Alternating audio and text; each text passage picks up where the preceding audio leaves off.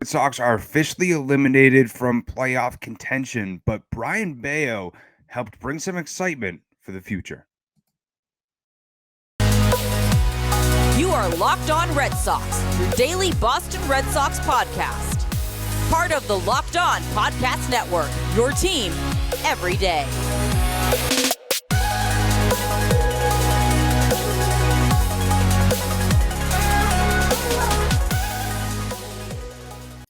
I want to welcome you back into the Locked On Red Sox podcast, and thank you so much for making Locked On Red Sox your first listen of every single day.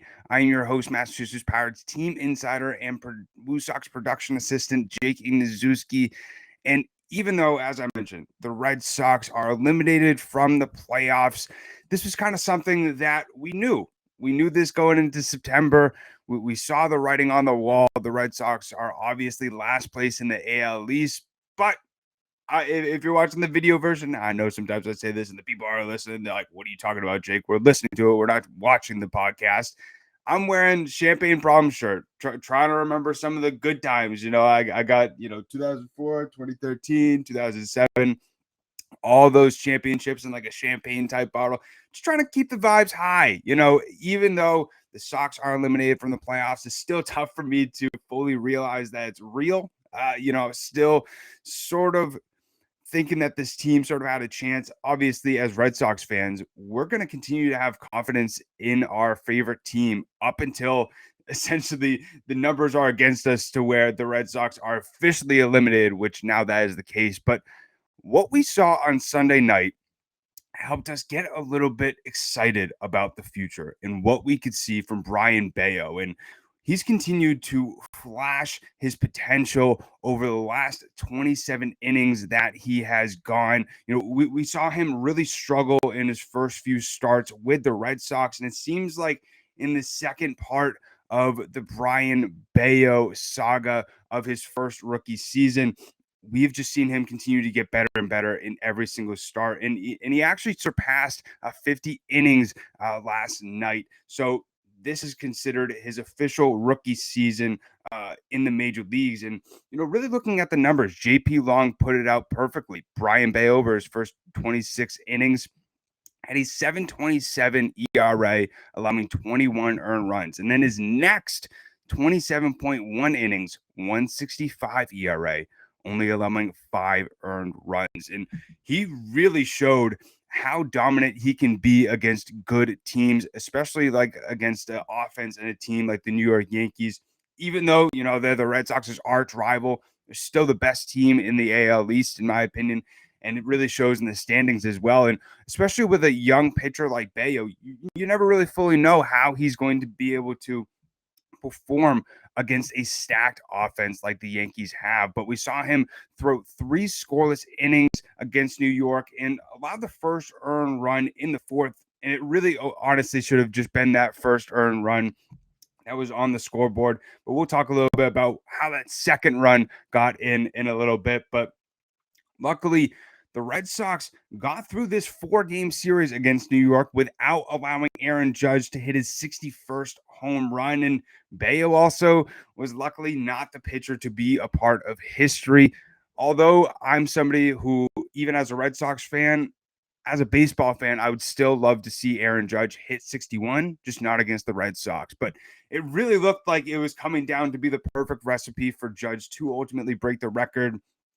He hit it against the Red Sox, Roger Maris hit it against the Red Sox when he hit his 61st in 1961. And it's also 61 years to the dot, essentially. And so Judge has another opportunity to do that against the Red Sox. Hopefully he does it against a different team. He's going against the Toronto Blue Jays in this next series for the Yankees. But when Bello really talked about going against Judge, and he ultimately held him to going 1-2 throughout this game, he said, I know those were big moments for him, but I wasn't really too much tracked into that. I just wanted to attack him and try to get him out as I do with any other batter. Definitely for me, nothing changed in my approach to him or anything like that. I just tried to win the at-bat. And that is just a very mature response from a professional like Brayan Bello, who's still very young, still 23 years old. And one thing that I've noticed about Bello, you can compare it to a guy like Jarren Duran, who hasn't really dealt with the media too well. Bello has been a professional with the media ever since, he's been down in AAA. I've had the opportunity to speak with him. Also, what we've heard from him since he's been with the Red Sox on the major league roster, just very professional answers, thinks about everything that he says, and luckily says all the right things and doesn't get himself into trouble into the media, sort of like we saw Jarren Duran do earlier this season. But, that's the difference between Jarren Duran being in AAA and Brayan Bello being in the majors. But we really saw Bello continue to show what he can do and continue to get Red Sox fans super excited for what his potential could be. And he's just going to continue to get better and better. And, he spoke about his outing against the Yankees. He said, I felt good, really good, to be honest. I didn't realize it was so many people. Obviously, I knew that there was a lot of people, but it wasn't a big problem for me or anything like that. It didn't bother me at all. And that's something that, especially with a young pitcher, it's very easy to get a little bit nervous on such a big moment like this was, last game, Red Sox, Yankees, last opportunity, at least for this specific series, for Aaron Judge to his 61st. Big crowd in Yankee Stadium.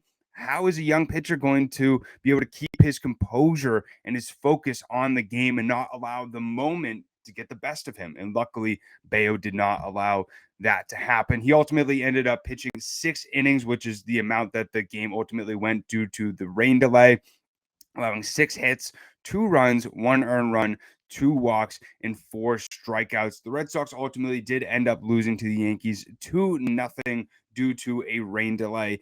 And as I sort of alluded to before, it really should have honestly been a 1-0 game. The Red Sox should have just lost 1-0. But Rob Refsnyder ended up erroring a ball in right field due to a Marwin Gonzalez flyout. Should have been out, but he botched the catch, which ended up allowing the runner to score. And I was a little bit frustrated with how the announcers ended up talking about this sort of instance. I don't know which announcer it was, but he ended up sort of giving Refsnyder crap for not catching that because the rain didn't seem like it was coming down very hard. And then when they showed the replay, it was downpouring.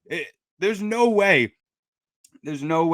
that if you put a Gold Glove outfielder out there that they would have made that catch easily. Maybe they would have just made it happen.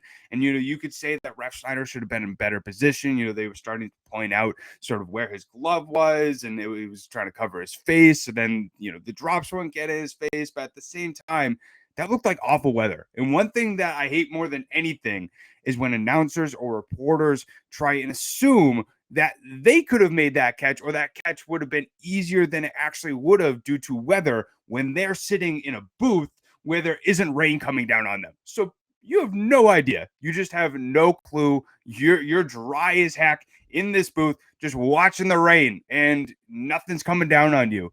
And that's one thing that frustrates me is don't assume that a guy could catch it when you're dry as heck and not actually feeling what the weather feels like, and try to assume that he could have made the catch and give him crap that he should have made the catch. But at the end of the day, that's something where, hopefully Refsnyder is able to learn from it for the future. We saw on his face, very upset. No outfielder wants to botch a ball like that, especially in a moment to where it helps the opposing team go up one more run, just makes it look even worse. And so, that's something where it's good that the umpires ultimately ended up putting on the tarp and it ended up being called a rain delay, because that weather just seemed not well fit whatsoever for them to be able to play safe baseball, because we probably would have seen much more plays like that Refsnyder error if they continued to play in those weather conditions. But ultimately, a tough showing for the Red Sox offensively. Ended up only mustering 1 hit against Nestor Cortez, but luckily the Yankee series is over. The Red Sox will be going against the Baltimore Orioles in a 3-game series after this one. But we're going to talk a little bit more about that, as well as Trevor Story talking about how we would love the Red Sox to sign Xander Bogaerts to a long-term contract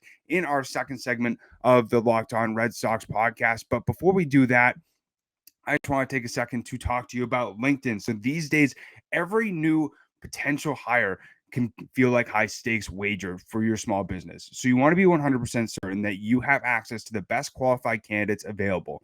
That's why you have to check out LinkedIn Jobs. It helps you find the right people for your team faster and for free.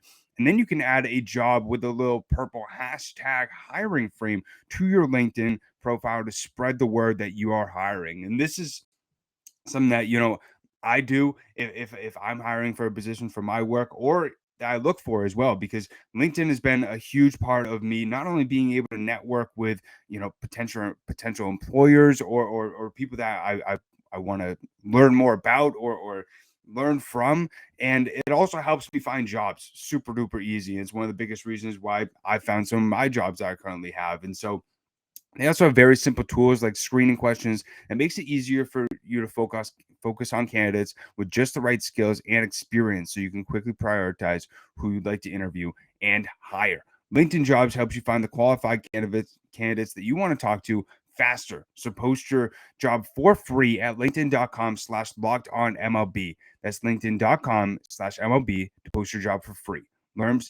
Terms and conditions may apply. So going into our second segment of the Locked On Red Sox podcast, I want to look at this interesting quote that Trevor Story mentioned about how he would love the Red Sox to sign Xander Bogaerts to a long-term contract. And this has been, in my opinion, the biggest story throughout this season. Xander Bogaerts, Rafael Devers, what does their future look like in Boston? And it's something that has really been talked about by the media and fans ever since spring training, when the Red Sox failed to sign both of them to extensions. And also when it came out that Xander Bogaerts got an extension offer from the Red Sox, they didn't like it all. 4 years, $90 million. And especially when the Red Sox signed Trevor Story, it was a big question mark. Is this just an insurance policy? So if Xander leaves, Story can just go right over to shortstop, or, do the Red Sox want to see if Story's a better option than Bogaerts? But and then when you put into the whole sort of Bogaerts struggles into the equation, it's been a big question throughout this month on if this is gonna lower his value whatsoever. But we just seen him, despite a lower home run production throughout this season, continuing to get on base and continuing to show that he is the best shortstop free agent candidate and the best shortstop in the entire league.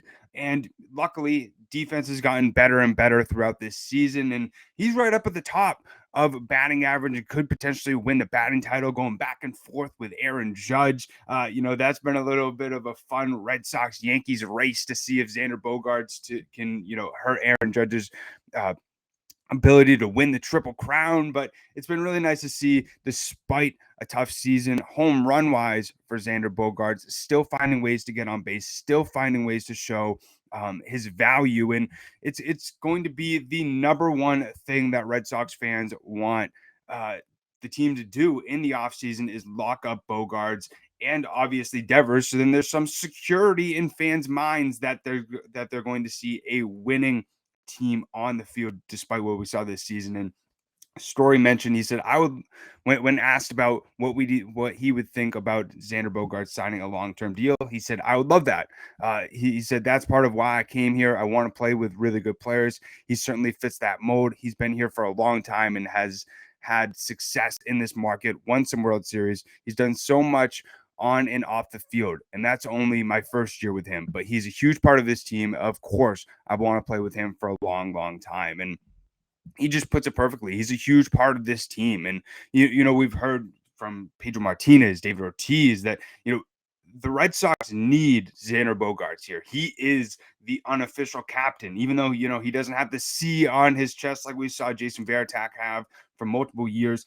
He is the cornerstone of this franchise. He is the leader. He's a guy who's been here since 2013. And, I bet lots of listeners who are listening to this right now, that we know Jake, we know how great he is. You don't have to tell us about that. But, especially with Story thinking about coming to Boston and, wanting to, stick at shortstop and maybe not wanting to move over to second base. He mentioned in this interview that he sort of put the position priority in the back of his mind, in the winning priority first. He said, that's kind of how I thought about it in the offseason, just having some real conversations with myself and my family. And we were just like, is it about playing shortstop, or is it about winning? And obviously the choice kind of speaks for itself. Bogey is a really good shortstop, and I think having him here is going to be huge for us. Hopefully, we can make that happen. And everybody in Boston really hopes that they can make that happen because despite Story being on the IL multiple times throughout this season,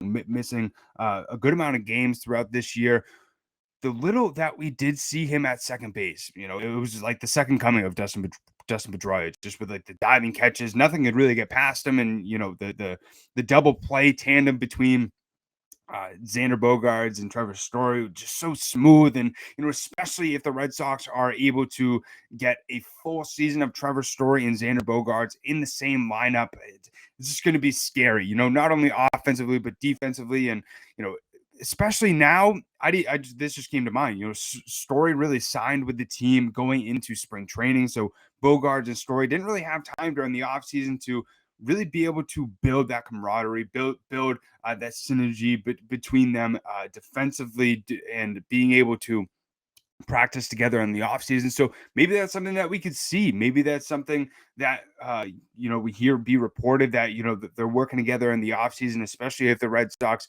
sign Bogaerts early in the offseason, that they're starting to prepare for this next season, because that's something, especially with what we've heard from not only Chaim Bloom, but from players on the team, especially guys who are on the 2021 team, that once you have that taste of winning, it really hurts when you're not able to have that. And especially with how tough this season was for the Red Sox, I think not only the mindset of the front office, but the mindset of the overall roster is going into this offseason, doing everything that they can to be able to not only put a winning team on the field, but for the players specifically, being able to learn what went wrong this year for their own performance specifically, and trying to get better and better.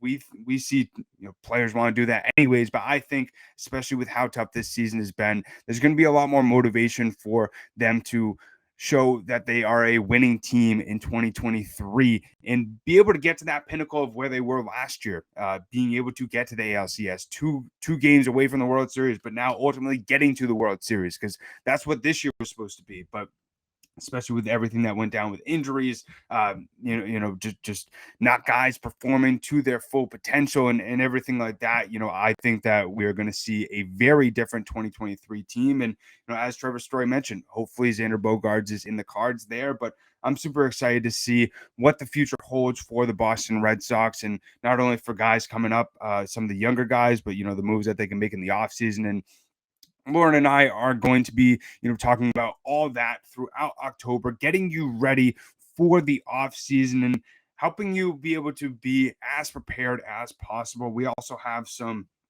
great interviews planned, not only with some prospects, with some reporters. We want to do everything we can, even though the Red Sox aren't in the playoffs, to bring you some of the best content that we can, and also be able to help you learn about some of the future guys that you could see in a Red Sox uniform playing at Fenway Park. And that is going to be something that we are going to be focusing on throughout this next month. But looking at this Orioles series that the Red Sox are going to start embarking on today, Connor Seabold is on the mound, even though, we haven't seen him really be able to pitch well or consistently well in the majors so far. Has allowed 3 to 4 runs in every single one of his starts that he's pitched for the Red Sox in the majors. Hopefully he can have a much better showing against the Orioles, and hopefully we can see a much better showing from the Red Sox offense against this Baltimore team, because Jordan Lyles is on the mound. And the last time the Red Sox played the Orioles 16 days ago, Jordan Lyles specifically allowed 8 earned runs against this Red Sox offense. So hopefully they can replicate what they did 16 days ago and figure out what went right and just do the same exact thing. But we'll see what happens tonight. And that is going to be it for this episode of the Locked On Red Sox podcast. I greatly appreciate everybody tuning in. For my final thoughts of this episode, just wanted to say, I just finished my last game with the Worcester Red Sox as a production assistant, and couldn't be more grateful, not only throughout this season, being able to talk about the Red Sox on this podcast, but now saying that I worked with or worked within the Red Sox organization with their AAA team, the WooSox. And it was an incredible experience, not only to be able to learn the different broadcast side, meet all the people in the organization, but also be able to see some of the future guys that we could see on the Red Sox making a major impact for the future. Was really cool. And one thing that I did want to mention is, a few times on this podcast, Lauren and I have given our advice. If you want to get into the sports industry, or if you want to be able to do what Lauren and I are doing, talking about, our favorite team for a living and that sort of stuff. I always like to be able to share what I've learned, and, share it, and maybe you could apply it to your own life. But I started with the going to WooSox games as a media member for this podcast. Got to interview Chris Sale, Michael Waka, Tristan Cassis. The list goes on, and that's not me bragging or anything like that. It's more of me just explaining where I started and how I was able to get to where I ultimately was at the end of the WooSox season. I ended up trying to make relationships with absolutely everybody on the WooSox staff, networking. Learning how I would be able to potentially help out the organization in the future. And, something ended up opening up because college kids were going back to school, and I was curious. So I sent a cold email to one of the guys that I knew over there at the WooSox, and he ended up helping me get a job. And that's one thing that, I always want to try and preach is always be curious, always, see what might be out there. Never be afraid to, put out a cold email or ask questions, because really at the end of the day, the worst thing that they can say is no. And so might as well as ask. And so that's why I want to leave you with always be curious. Doesn't matter if you're working in the sports industry, if you're working any job, or even just in life, if you want to go up and talk to a girl, just ask. You know what I mean? Just ask her. Just ask her out if you want to. And the worst thing that she says is no. So just go for it. Be curious. You only get every second once. And as always, greatly appreciate the support from everybody. I really do appreciate it. Means the absolute world to Lauren and I. But we hope that everybody has a great rest of their day. We will see you and talk to you tomorrow. And we'll end it how we always end it. Let's go Sox. Peace.